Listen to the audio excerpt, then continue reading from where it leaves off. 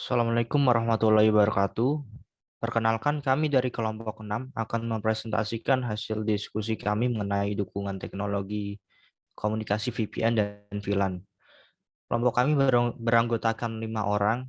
Yang pertama 055 Muhammad Anas Ma'ruf, saya sendiri, 061 Zaki Padlu Rohman, 106 Murdani Ahmadi Iza Mahendra, 135 Muhammad Naufal Alfaiz Mustafa, 359 Rino Cahyo Putra Susanto.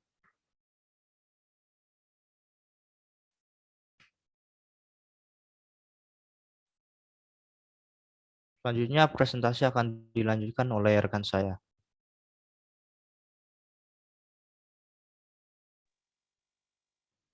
Baik, untuk pengertian VPN, VPN atau Virtual Private Network adalah sebuah teknologi komunikasi yang memungkinkan untuk dapat terkoneksi ke jaringan publik dan menggunakannya untuk dapat bergabung dengan jaringan lokal.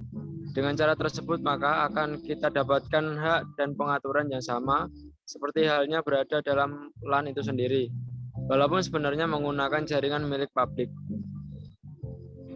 Untuk slide selanjutnya akan dijelaskan oleh rekan saya. Manfaat VPN yang pertama adalah privasi.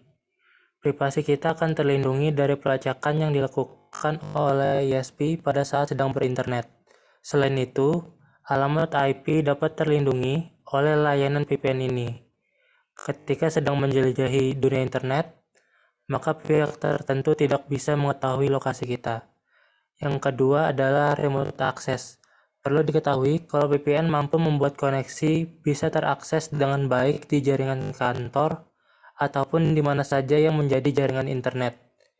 Yang ketiga adalah keamanan.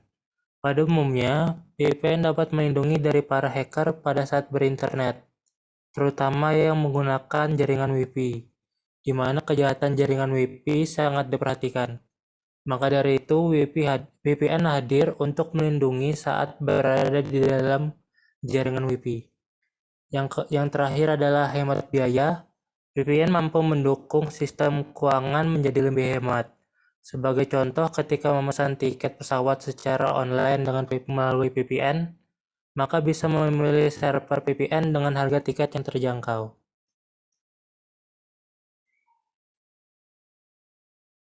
Next. Bagaimana cara kerja VPN? Secara garis besar, cara kerja VPN sangat sederhana.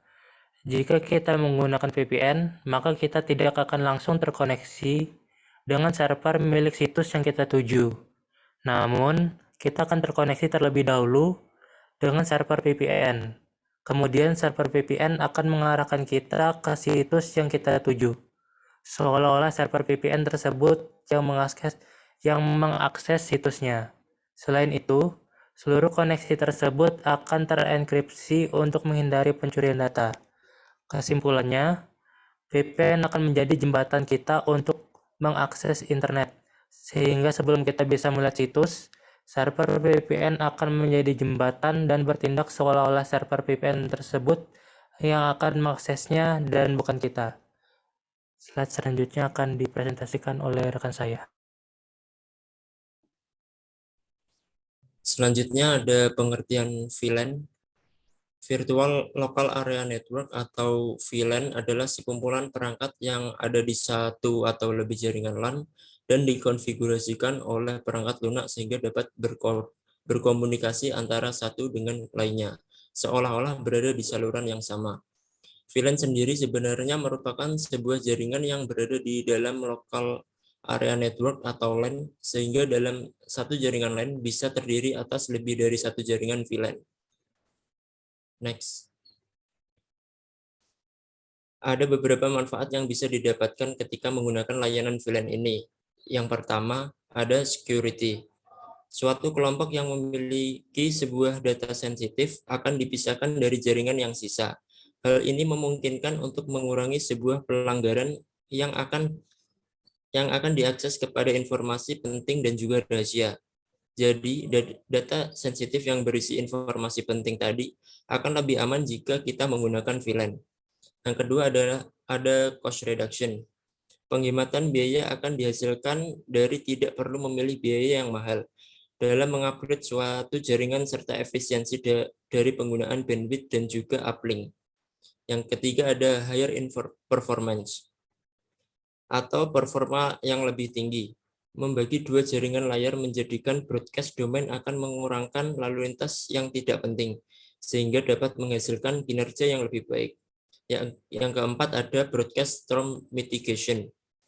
Dengan suatu jaringan yang menjadi VLAN dapat mengurangi sejumlah peralatan yang telah berpartisipasi pada broadcast storm.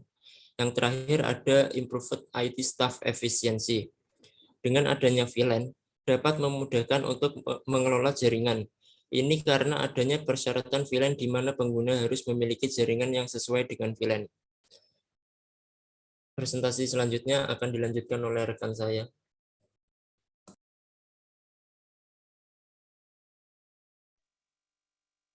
Cara kerja VLAN.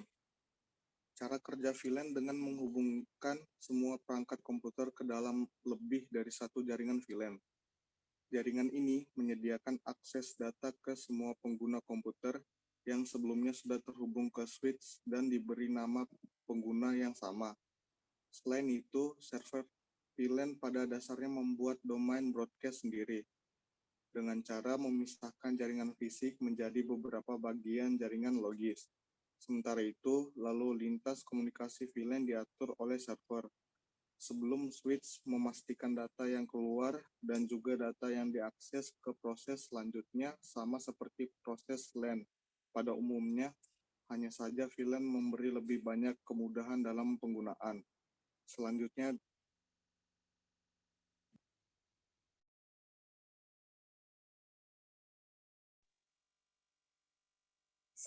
akan dilanjutkan oleh rekan saya.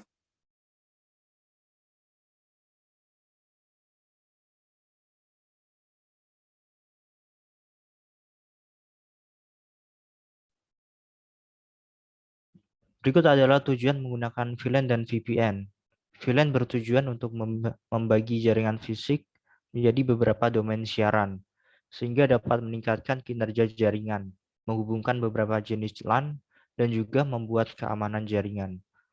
Sedangkan VPN bertujuan membantu untuk menutupi dan menyembunyikan aktivitas internet yang pengguna lakukan.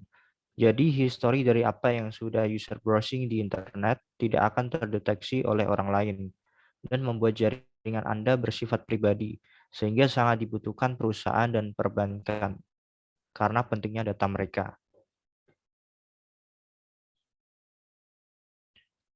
Sekian dari kami, kurang lebihnya mohon maaf. Wassalamualaikum warahmatullahi wabarakatuh.